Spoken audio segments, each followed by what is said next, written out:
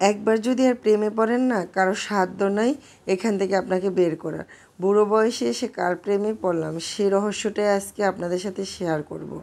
আসসালামু আলাইকুম। সবাই কেমন আছেন? আশা করি সবাই খুব ভালো আছেন। আলহামদুলিল্লাহ আমিও ভালো আছি। তো ভিডিও শুরুতে বললাম না, এর প্রেমে যদি একবার পড়েন না, কারো সাধ্য নেই বের করা।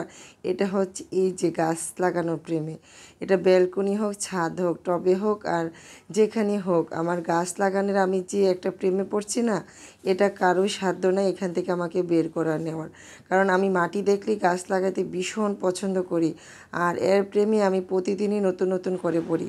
কারণ গাছ লাগাতে আমার এত পছন্দ, এত ভালো লাগে। আর সেখানে যদি এমন ফল হয়, বলেন কার ভালো না লাগে। বেলকনিতে মাশাআল্লাহ আলহামদুলিল্লাহ আমার এই প্রথম ড্রাগন ধরেছে। তো ছোট হলো দেখতে, কিন্তু এটা আমি অনেক শুকরিয়া আদায় করি মহান আল্লাহর কাছে। কারণ এটা অনেক শখের। আমি ছোট্ট একটা ডাল লাগিয়েছিলাম, সেখান থেকে গাছগুলি এত বড় হয়ে তারপরে ফলও ধরেছে। তো এগুলি তুলে নেওয়ার পর আবার দেখতেছি ফুল আসতেছে। তো এটা খুব আনন্দের ব্যাপার না?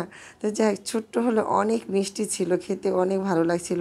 কারণ সাথে সাথে গাছ থেকে তুলে এনে কেটে খাওয়ার মজাটাই কিন্তু আলাদা। তো যাই হোক, আনন্দটা আপনাদের সাথে একটু মজা করে শেয়ার করলাম। বুড়ো বয়সে কারো প্রেমে পড়িনি, এই গাছ লাগানে প্রেমে পড়েছি। প্রেমে তো মানুষ একবারই পড়ে, সেটা আমার হাজব্যান্ডের প্রেমে আমি পড়েছি। তো যাই হোক, এই তো আজকে একটা বড় মাছের মাথা নিলাম, মানে কাতলা মাছের মাথাটা নিলাম। এটা একটু অন্যরকম করে আজকে রান্না করব, কারণ আমার বাসায় বড় মাছের মাথা একদমই খাওয়া হয় না। এটা নিয়ে আমি খুব ঝামেলায় পড়তে হয়। সবসময় আমার ভিডিওগুলি যারা দেখেন তারা হয়তো খেয়াল করে দেখেছেন যে মাছের মাথা মানিয়ে আমি সবজি শাক দিয়ে ভেঙে চুরে চুরমার করে রান্না করতে হয়। কারণ ওই যে খাওয়া যায় না, ফেলেও তো দিতে পারি না খাবারের জিনিস। তো আজকে মাথাটা আমি পিস পিস করে কেটে নিয়েছি, তারপরে হলুদ লবণ মরিচ দিয়ে ভালো করে ভেজেও নিয়েছি। এখন পরিমাণ মতো সব মশলা দিয়ে মাথাটা ভালো করে কষিয়ে নিচ্ছি, যেন মাথার ভিতরে একদমই লবণ মরিচ ঢুকে। কারণ মাথার এই ঘাড়ের পাশে না মাছগুলি অনেক ভারী থাকে, লবণ মরিচ ঢুকতে চায় না। তার জন্য এভাবে আমি কষিয়ে নিলাম। আর ওই মাছ কষানোর মধ্যেই কচুমুখিগুলি দিয়ে দিলাম, মানে আমরা এটাকে বলি গুঁড়ি কচু। তাই যাই হোক, গুঁড়ি কচুগুলি দিয়ে দিলাম, দিয়ে ভালো করে কষিয়ে এখানে আমি ঝোলও দিয়ে দিলাম। দিয়ে খুব সুন্দর করে ঢাকনা দিয়ে ডেকে রান্না করলাম। কারণ গুঁড়ি কচু কিন্তু খুব অল্প সময়ের জন্য সিদ্ধ হয়ে যায়। আর গাছ থেকে কয়েকটা বাড়িয়া মরিচ এনেও কেটে দিয়ে দিলাম, তারপরে ধনিয়া পাতা দিয়ে দিলাম। তরকারিটা না বেশ মজা হয়েছিল। কারণ আমার ছেলে মেয়ে মাছের মাথা এবং আমি কেউই আমরা পছন্দ করি না। তো আজকে এভাবে রান্না করার পরে না একদমই চেটেপুটে খাওয়া হয়ে গেছে।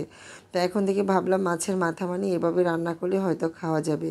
আর এদিকে আজকে প্রথম সিজনে লাল শাক আনলাম।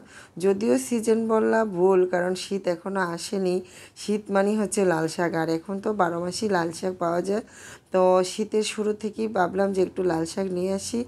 তো লাল শাকটা আনার পরে মনে হচ্ছিল যে রান্না করতেছি মজা লাগবে না, কেমন জানি মানে শাকটা নুয়ে না তাকিয়ে আছে। কিন্তু না, খাওয়ার পরে দেখলাম না আসলেই মজা লেগেছে। দেখতে সব কিছু সুন্দর হলেই যে খেতে মজা হবে তা না।